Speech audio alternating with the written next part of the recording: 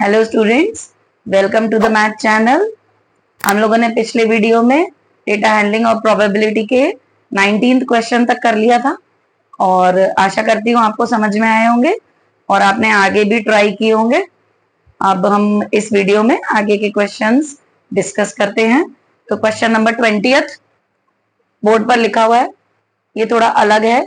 10 परिणामों का माध्य की गणना करने पर 40 प्राप्त हुआ। यानी अब देखो, इसकी भाषा स्टेटमेंट थोड़ा डिफरेंट है। सीधी सीधी बात है, 10 परिणामों का माध्य है 40, परंतु पुनर्निरीक्षण दोबारा रीचेकिंग पर प्राप्त हुआ या पता चला कि 45 की जगह पर गलती से 15 लिख दिया था। तो मतलब जो हमने जो माध्य निकाला है उसमें असली तो 45 को होना था, लेकिन 45 की जगह गलती से क्या लिख दिया है, 15। तो आपको सही माध्य निकालना है। तो देखिए, सीधा सीधा पहले 10 प्रेक्षणों का माध्य क्या होगा, 10 प्रेक्षणों का योग अपॉन 10 बराबर 40। तो 10 प्रेक्षणों का जो योग हो गया वो क्या हो जाएगा, 400। 10 का गुणा हो जाएगा उधर जाके। अब इस जो योग है इसमें क्या बताया गया है कि 45 होना चाहिए था और 45 की जगह पर 15 लिख दिया गया है। तो इस योग में से 15, इस योग में 15 है ऑलरेडी, मुझे 15 की जगह पर क्या लाना है, 45। तो मैं 15 को हटाऊंगी और 45 को लाऊंगी। तो नया योग क्या हो जाएगा, नया योग या सही योग कहेंगे। सही योग 400 में से 15 को हटा दूंगी क्योंकि इसमें 15 इंक्लूडेड है और 15 को मुझे हटाना है, नया क्या लाना है, 45। तो आंसर आ जाएगा 430। तो 430 जो है वो सही योग है। तो आपका सही माध्य क्या हो जाएगा, सही योग बटे प्रेक्षणों की संख्या 10, यानी आंसर आएगा 43। देखिए अगला प्रश्न है, 10 संख्याओं का माध्य 20 है। यदि प्रत्येक संख्या में 5 घटाया जाए तो नया माध्य होगा। मैंने आपको पिछले वीडियो में बताया था कि माध्य की ये प्रॉपर्टी होती है कि अगर प्रत्येक प्रेक्षण में हम किसी संख्या को घटा रहे हैं तो आपके माध्य में से भी वही संख्या घट जाएगी, या हम जोड़ रहे हैं तो वही संख्या माध्य में जुड़ जाएगी। अगर हम मल्टीप्लाई कर रहे हैं तो वही संख्या माध्य में मल्टीप्लाई हो जाएगी, तो हमें नया माध्य मिल जाएगा।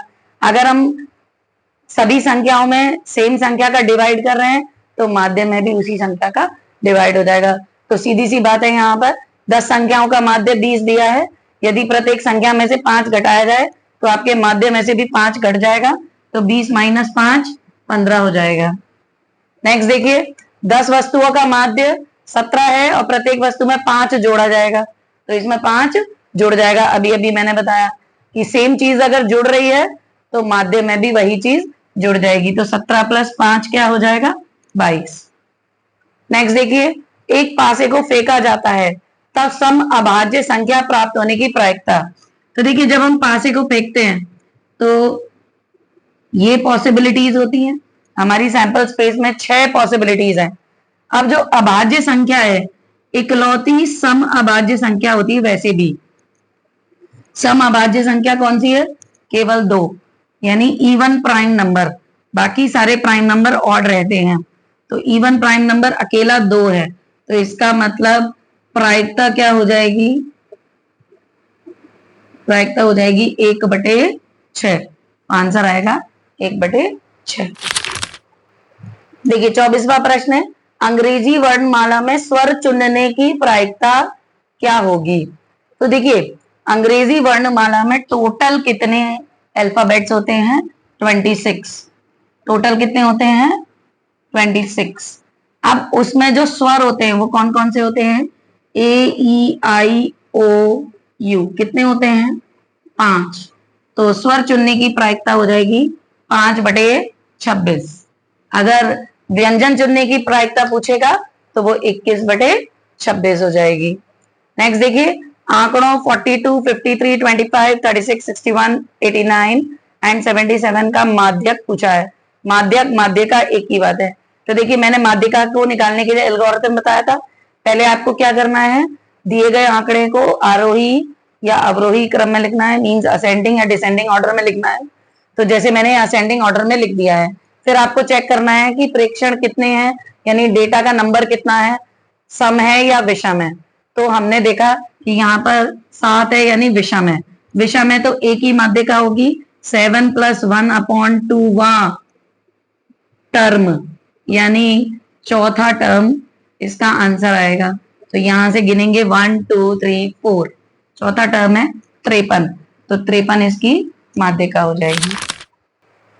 देखिए नेक्स्ट क्वेश्चन है, अगर ए बी सी का माध्य, तो अगर मैं ए बी सी का माध्य निकालूंगी तो a + b + c बटे 3 उसके माध्य का मान है m। इसका मतलब a + b + c हो जाएगा 3m। और दिया क्या है उसने, ab + bc + ca 0 के बराबर दिया है। तो आपको a² b² और c² का माध्य निकालना है। मतलब a² + b² + c² बटे 3 का मान निकालना है, ये आपको निकालना है। ठीक है, तो हम कैसे निकालेंगे, देखिए ये सारी जो भी टर्म्स हैं वो किस में आती हैं, a² b² c², ab + bc + ca और a + b + c किस में आते हैं, a + b + c के होल स्क्वायर में आता है। अगर मैं इसका फॉर्मूला लिखूं तो क्या लिखूंगी, a² + b² + c² + 2ab + bc + ca। तो देखिए a + b + c का होल स्क्वायर क्या हो जाएगा, 3m का स्क्वायर बराबर a² + b² + c² और +2 गुणा 0, क्योंकि ab + bc + ca का मान क्या दिया है, 0। अब 3 का वर्ग करेंगे तो 9m² आ जाएगा, a² + b² + c² और ये टर्म खत्म हो जाएगी, क्योंकि 0 का मल्टीप्लाई किसी से भी करेंगे तो 0 हो जाएगा। अब a² + b² + c² का मान मुझे मिल गया, तो माध्य कैसे निकालूंगी मैं, a² + b² + c² बटे 3, तो यानी इसका मान है 9m² बटे 3 कर दूंगी, आंसर आएगा 3m²। तो आंसर सी ऑप्शन है। देखिए इस तरह का क्वेश्चन हम पहले भी कर चुके हैं। 15 आंकड़ों का माध्य 50 है, यदि शुरू के 8 आंकड़ों तथा अंत के 8 आंकड़ों का माध्य क्रमशः 48 और 53 है, तब 8वां आंकड़ा क्या होगा। तो देखिए ये इतना लिखने की बजाय, ये तो मैं आपको समझाने के लिए लिख रही हूं, आप केवल इसका प्रोसीजर समझ लीजिए, क्योंकि आपको वहां पर जल्दी से आंसर निकालना है। तो आपको क्या करना है, 15 आंकड़ों का योग निकाल लेना है पहले। तो 15 आंकड़ों का योग निकल जाएगा 50 × 15 करके 750। तो पहले के 8 आंकड़ों का योग आ जाएगा 48 × 8 और इसका 53 × 8। तो यह आप ऐसा कर सकते हैं, 48 + 53 करके उसमें 8 का गुणा कर देंगे, तो जो आंसर आएगा उसका और इसका अंतर 8वां आंकड़ा होगा। तो आप इसका एल्गोरिथम याद कर सकते हैं, एक बार फिर से बताएंगे, पहले हम इसको हल कर लेते हैं। तो देखिए x1 से लेके 15 प्रेक्षण है, तो x1 से लेके 15 प्रेक्षणों का योग अपॉन 15 = 50 दिया है, तो 15 प्रेक्षणों का योग आ जाएगा 750। ठीक है, अब शुरू के 8 आंकड़े हैं x1 से लेके x8 तक, इनका माध्य होगा x1 से लेके x8 अपॉन 8 = 48। तो मतलब 8 आंकड़ों का योग आ जाएगा 48 × 8, जो कि 384 हो जाएगा। इसी प्रकार लास्ट के 8 आंकड़े 8 से लेके 15 तक होंगे, इनका योग आ जाएगा आपका 53 × 8 424। तो अब ये दोनों समीकरणों को अगर मैं जोड़ देती हूं तो x1 से लेके 15 तक मेरे पास आ जाएगा और एक x8 एक्स्ट्रा बचेगा, और ये हो जाएगा 384 + 424, जो कि हो जाएगा 808। तो 15 तक का योग मुझे पता है 750, 8वां जो प्रेक्षण होगा वो कैसे निकालेंगे, 808 में से 750 माइनस कर देंगे, जो कि आएगा 58। एक बार दोबारा से समझ लीजिए इसे हमें करना कैसे है। 15 आंकड़ों का माध्य 50 है, तो सीधा 15 × 50 निकाल लेंगे 750, और बाकी के जितने भी दिए हुए हैं 8 आंकड़ों का और अंत के 8 आंकड़ों का दिया गया है, तो 48 और 53 को जोड़ेंगे और फिर 8 का मल्टीप्लाई कर देंगे, ठीक है। तो हमारा ये आ जाएगा 808।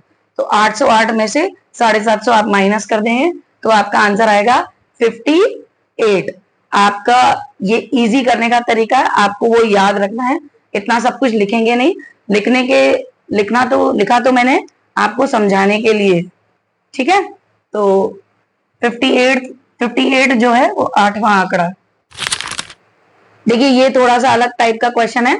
अगर 5 अंकों का माध्य 27 है, तो ये बेसिक सी चीज तो मैंने इसलिए पहले ही लिख दी कि 5 अंकों का माध्य 27 है, तो x1 से लेके x5 का योग अपॉन 5 बराबर 27। तो 5 अंकों का योग मेरे पास प्राप्त हो गया 135।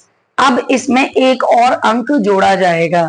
तो मान लीजिए इसमें मैंने x1, x2, x5 और एक नया नंबर x6 जोड़ दिया, तो इसका माध्य क्या होगा? प्रेक्षणों की का योग अपॉन प्रेक्षणों की संख्या, वो किसके बराबर हो गया? 25 के बराबर हो गया। तो x1 से लेके x5 तक का योग आपको पहले से ही पता है, वो क्या हो जाएगा? 135 प्लस x6 बराबर 25 गुणा 6। तो x6 हो जाएगा 25 इंटू 6 होता है 150 माइनस 135, यानी ये आएगा 15। देखिए 29th क्वेश्चन, निम्न आंकड़ों का बहुलक है। बहुलक मैंने बताया था जो सबसे ज्यादा बार रिपीट होता है वही बहुलक होता है। तो वैसे तो हम इसमें क्या करते हैं, आंकड़ों को असेंडिंग या डिसेंडिंग ऑर्डर में लिखते हैं, लेकिन यहाँ पर हमको वैसे ही समझ में आ रहा है कि सबसे ज्यादा बार 6 रिपीट हुआ है, तो 6 इसका बहुलक होगा। नेक्स्ट देखिए, स्कूल के 10 अध्यापकों की वर्षों में आयु इस प्रकार है।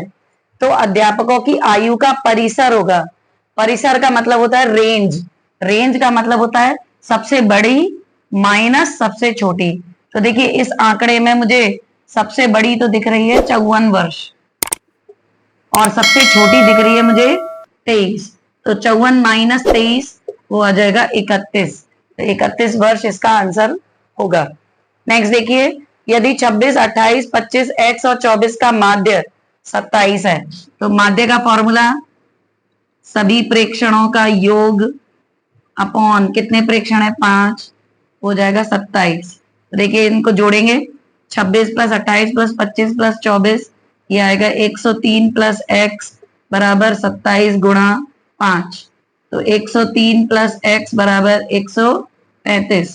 तो x बराबर 135 माइनस 103, यानी आंसर आएगा 32। देखिए 32वां प्रश्न है। ऐसा प्रश्न हमने किया था, एक पासे फेंके जाने पर उस पर अभाज्य संख्या आने की प्रायिकता। तो देखिए पासे को जब हम फेंकते हैं तो 1 2 3 4 5 6 आता है, और अभाज्य संख्या कौन कौन सी है इसमें? 2 है, 3 है और 5 है।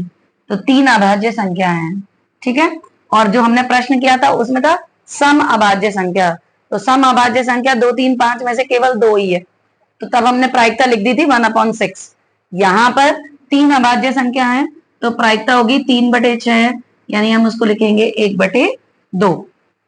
नेक्स्ट देखिए, ये क्वेश्चन मैंने वर्बली ऐसे ही बता दिया था जब हम स्वर वाला क्वेश्चन कर रहे थे। अंग्रेजी वर्णमाला से एक अक्षर को यादृच्छिक से चुना जाता है, चुने गए अक्षर के व्यंजन होने की प्रायिकता। तो 5 स्वर होते हैं और कुल कितने अक्षर होते हैं? 26 होते हैं, और 26 में से 5 स्वर हटा देंगे तो 21 व्यंजन होते हैं। तो 21/26। तो देखिए ये क्वेश्चन आपका यूपी में आया है और ये थोड़ा सा समझने का क्वेश्चन है। यदि एक सिक्के को 3 बार उछाला जाता है, कम से कम एक पट आने की क्या प्रायिकता है? तो पहले तो हम ये चीज समझते हैं, कम से कम। कम से कम का मतलब होता है कि एक पट आना चाहिए कम से कम। 2 आ जाएंगे तब भी चलेगा, 3 आ जाएंगे तब भी चलेगा, तो कम से कम एक तो होना ही चाहिए। तो पहले तो हम सैंपल स्पेस लिख लेते हैं इसका, क्या क्या हो सकता है। पहली बार हेड हेड हेड आ सकता है, पहली बार हेड, दूसरी बार टेल, तीसरी बार भी टेल आ सकता है। पहली बार हेड, दूसरी बार हेड, तीसरी बार टेल आ सकता है। पहली बार हेड, दूसरी बार टेल, तीसरी बार हेड आ सकता है। इसी प्रकार टेल की होंगी, तीनों बार टेल आ सकता है। पहला टेल, दोनों हेड आ सकते हैं। पहले दो टेल, लास्ट में हेड आ सकता है। और पहला टेल, हेड, टेल, ये आ सकता है। तो देखिए ये आपको समझ में आ गया कि 3 बार हम उछाल रहे हैं, तो या तो तीनों उछालों में हेड आ सकता है, या पहले वाले पे हेड, 2 बार टेल आ सकता है, या 2 बार हेड, 1 बार टेल आ सकता है, या हेड टेल हेड आ सकता है, तीनों बार टेल आ सकता है, टेल हेड हेड आ सकता है, टेल टेल हेड आ सकता है, या टेल हेड टेल आ सकता है। तो कुल कितनी संभावनाएं हो गई? 8। अब उसने क्या कहा है, कम से कम एक पट आना चाहिए।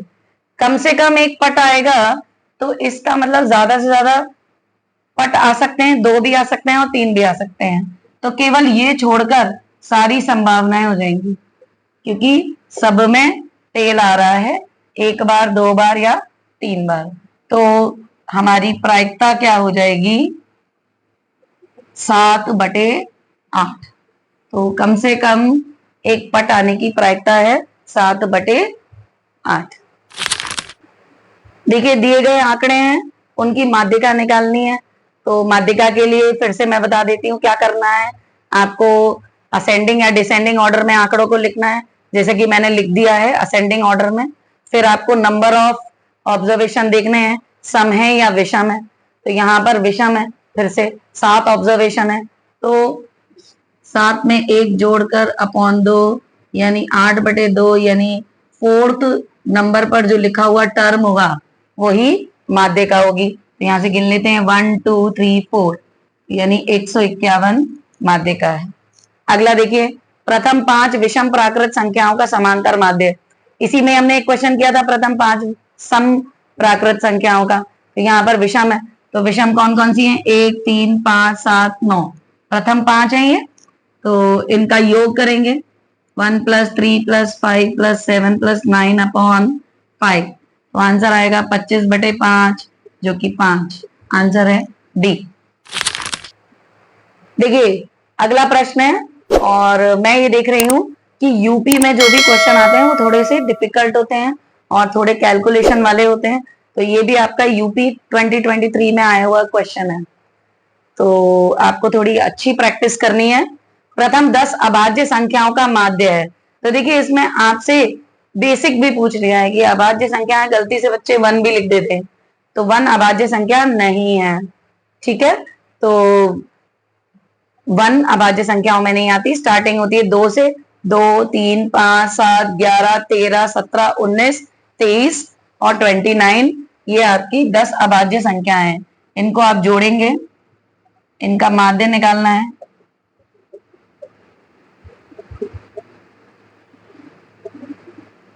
बटे कितनी है ये? 10।